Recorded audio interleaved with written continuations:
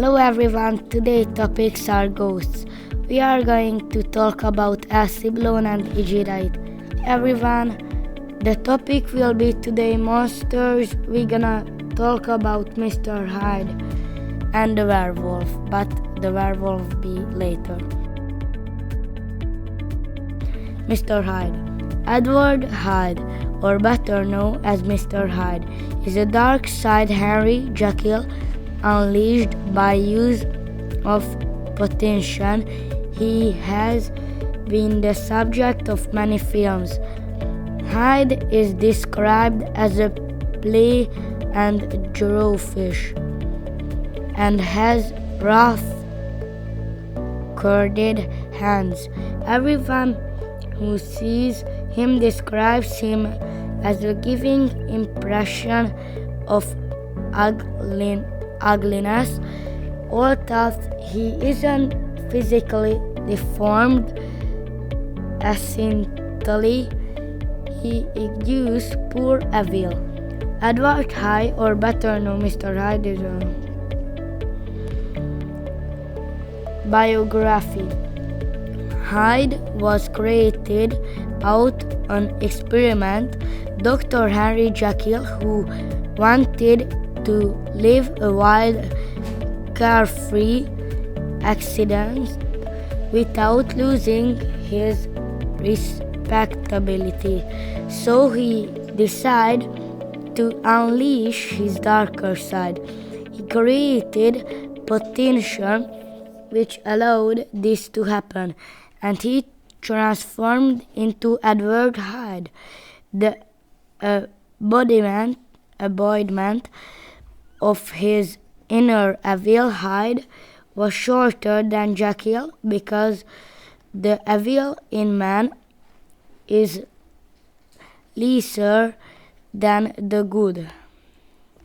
For a time after this, Jekyll is the respectable doctor by day, then uses the potion to become Hyde and live a life of the cabaret and exists by night.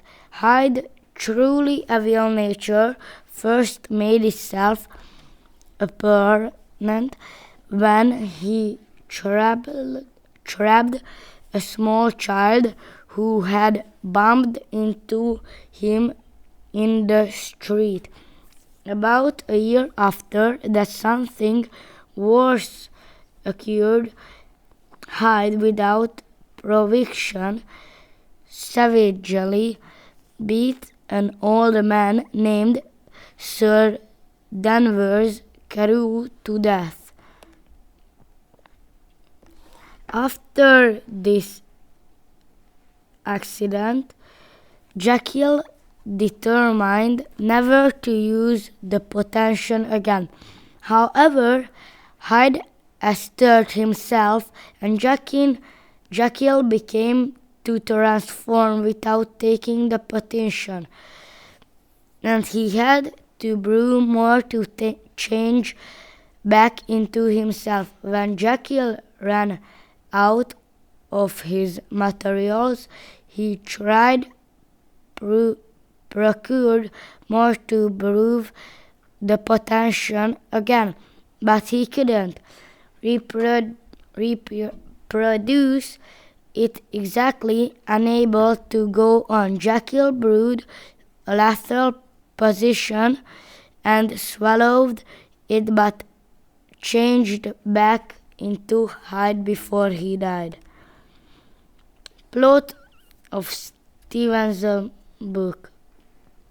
One evening in the late 19th century, Richard Enfield is walking through the street of London with his relative lawyer Gabriel John Utterson. Enfield tells Utterson that a few weeks earlier he was in the same part of the city and saw a man knock down a little girl and walk over her. The girl's family and their friends confronted the man, overpowered him, demanded money by way of apology. The man, who gave his name as Edward Hyde, entered a door is in the side of building and returned with £10 of gold and check for £100 signed by Dr. Henry Jekyll. Utterson is shocked to hear this because Dr. Jekyll is client of his and Jekyll has recently changed his will to leave everything that he has to Edward Hyde. And we're gonna change now to werewolf and all these things. We're gonna talk about today werewolf, were hyena, were tiger, were bear, were leopard, were crocodile, were boar, and were shark. Werewolf. Several terms redirect here for other uses. See werewolf, wolfman, and lycanthropy. In folklore, a werewolf, from Old English werewolf, man-wolf, or occasionally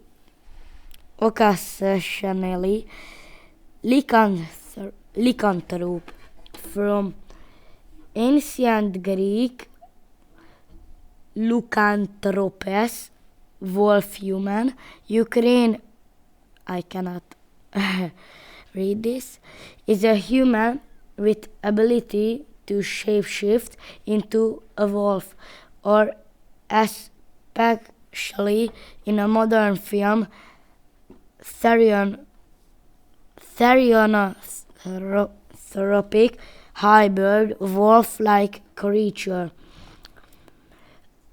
either purposely or after being placed under a course of lesion, often bite or occasionally scratch from another werewolf, with transformation occurring on the night of full moon. Only source for belief in this ability or a fiction called lycanthropy. Wereboar tended to be stocky, muscular individual of average height, 5 or 6 feet, 1.5 or 1.8 meters, with short, stiff hair or fur. Wereboars have had 3 forms: a boar, the normal form of whatever creature it was normally, and that of a humanoid boar hybrid with tusks. The hybrid form was a little taller than the humanoid form, but twice as wide, and had hunchbacked frame, so the head extended forward on a shorter neck. The head was just like a boar, including the short tusks. Their hide was covered in black hair as stiff as wire bristles, and their feet turned into were shark. Hows they were considered ugly in any form. They usually wore simple clothes They could easily take off when changing or readily repair or replace if they were torn. Where shark could take three different forms: humanoid from shark from and hybrid form. Humanoid form, shark form, and hybrid form. However, they could only take such form in darkness. In human form, where sharks were often hulking, brutish, and seemed to be maimed in some sort of way, such as sewer, scarring, or tooth. This was not visible. After shape changing, the shark from resembled a great white shark, where sharks could pass on their lycanthropic curse by biting their foes in either the shark or hybrid form. They were said to be cruel and arrogant in their human form, and even nastier in shark form, as deviser as any other human, where shark could have anywhere between low and exceptional intelligence. They would often destroy large catches of fish and as well attacking fishermen, and were a bane to any aquatic life forms from tritons to mermen. Were tiger. These lycanthropes were very territorial and would often claim treasure-filled sunken ships, willing to defend them to the death. Were tigers in humanoid form tended to be sleekly muscular, taller than average, and very ugly. In this form, their voices were said to be husky, with a tendency to roll theirs. They didn't often wear clothes beyond cavalry due to facts that even in human form they were covered in tiger-like fur. In hybrid form, their ears, nose, and teeth became more tiger-like through the eyes, and overall shape of the head was still humanoid. Their legs became more feline, forcing them to walk on their toes. Their nails grew out into claws, and 3 feet and 0.91 meters long tail extended from their shapes. Were hyena. Were hyena is a neologism coined in analogy to werewolf for therianthropy involving hyenas. It is common in the folklore of Arabian Peninsula, the Levant, North Africa, the Horn of Africa, and the Near East Africa as well. As some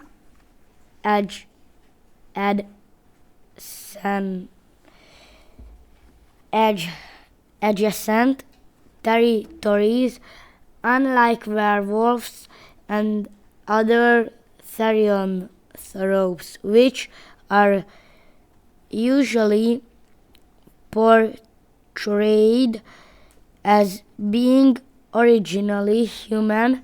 Some hyena lore tells of how they can also be hyenas disguised as humans in Somalia. It is traditionally believed that Kori Ismaris, one who rubs himself with a stick, was a man who could transform himself into a hyena by rubbing himself with magic stick at nightfall, and by repeating this process could return to his human state before dawn.